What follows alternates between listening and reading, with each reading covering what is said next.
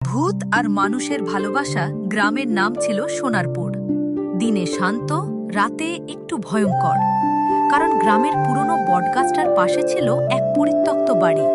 লোকেরা বলতো ওখানে ভূত থাকে। সেই গ্রামেই থাকত একটি ছেলে, আরিফ।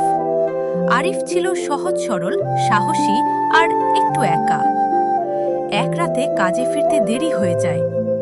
চাঁদের আলোয় সে হেঁটে যাচ্ছিল সেই পরিত্যক্ত বাড়ির পাশ দিয়ে। হঠাৎ সে শুনল, ডরিও না। আরিফ থমকে গেল।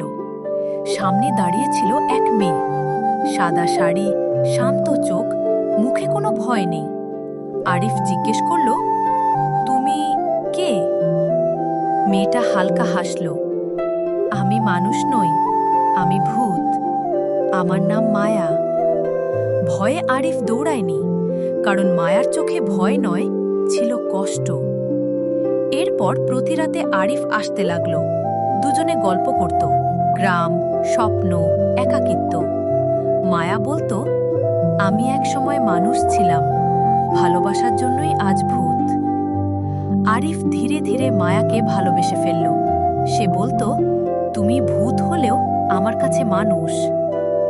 একদিন মায়া কান্না ভেজা গলায় বলল, আরিফ, আমাদের সময় শেষ। পূর্ণিমার রাতে আমাকে চলে যেতে হবে। আরিফ বলল, আমি তোমাকে ছাড়া থাকবো কিভাবে? মায়া বলল, ভালোবাসা থাকলেই যথেষ্ট, কাছে না থাকলেও। পূর্ণিমার রাতে বটগাছের নিচে শেষবার দেখা হলো।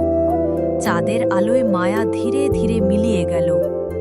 পরদিন থেকে পরিত্যক্ত বাড়ি আর ভয়ঙ্কর লাগতো না। লোকেরা বলতো, ওখানে এখন শান্তি আছে। আর আরিফ, সে আজও রাতে বটগাছের নিচে বসে বলে, ভালোবাসা কখনো